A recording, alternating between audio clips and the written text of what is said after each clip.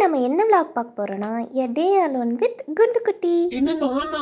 ஆமாண்டா, நீ தானே குண்டு குட்டி அப்படின்னு சொல்லி அக்காக்கு ஒரு ஹாய் கொடுறான்னு சொன்னா, அடுத்த வாட்டி இப்படி வீடியோவில் சொன்ன கடிச்சு வச்சிருவேன் அப்படின்னு கையை பிடிச்சிக்கிட்டு. ஐயோ கோவப்பட்டோம், நீ சோத்துல விச வச்சிருவாங்களே ஆண்டவா. சரி அதெல்லாம் இருக்கட்டும், வெளியே ஈரமா இருக்கே, தண்ணியை யார் கொட்டினது அப்படின்னு கேட்டதுக்கு நான் போய் எப்படி பண்ணுவேன்னாக்கா, பக்கெட் தானா சாஞ்சிருச்சு. சரி சரி நீ என் தங்க கட்டி லட்டு குட்டிடி வெளியே வாங்கடி அப்படின்னு சொன்னதுக்கு வெளியே வந்தாச்சு. குளிச்சு 10 நாளைக்கு மேலே ஆகுது. பக்கத்தில் உள்ளவங்களாம் கம்ப்ளைண்ட் பண்ணுறாங்க, குளிக்க போகலாமான்னு கேட்ட உடனே குடுகுடுன்னு ஓடி பாத்ரூமில் உட்காந்துட்டான். என்ன சொன்ன உடனே கேட்டுட்டான், இவனும் அவ்வளோ நல்லவன் இல்லையே அப்படின்னு நினச்சிட்டே இவனை குளிக்க வைக்க ஆரம்பிச்சாச்சு.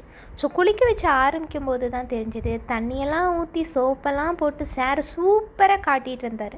அதுக்கப்புறம் அந்த சோப்பை கழுவுறதுக்கு ஒரு ப்ராசஸ் வரும் பாருங்க, அப்போ தான் நம்மளை ரெண்டாக்கி விட்டுரும். நீ எனக்கு சோப்பை போட்டுகிட்டே இருப்பியா, நான் படுத்துகிட்டே இருப்பேனா, ஆனால் கழுவுறதுக்கு ஓசை எடுத்துகிட்டு வந்தால் மட்டும் நான் ஓடிடுவேனா அப்படின்னு சொல்லி நமக்கு ஒரு ஆட்டமாக கடைசியில் வாட்டர் வாஷ் எல்லாம் முடிச்சுட்டு சார் கூட கொஞ்சம் நேரம் தண்ணியில் விளையாண்டு அவர் குதிச்சு கதறி போதும் போதும்னு சொல்கிற வரைக்கும் நம்ம விளையாண்டு முடிச்சாச்சு.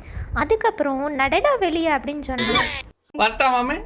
இனி அவ்வளோதான், எல்லா ப்ராசஸும் முடிஞ்சிருச்சு. இனி சார் மேலே போய் அவரே சன் பாத் எடுத்து காய வச்சுக்குவார். அதுக்கப்புறம் ஒரு குட்டி தூக்கத்தை போட்டுட்டு இனி ஈவினிங் போல தான் கீழே வருவார். நான் எவ்வளவு சமத்தா குடிச்சுக்கிட்டேன், எனக்கு எதுவும் ட்ரீட் தர மாட்டியா?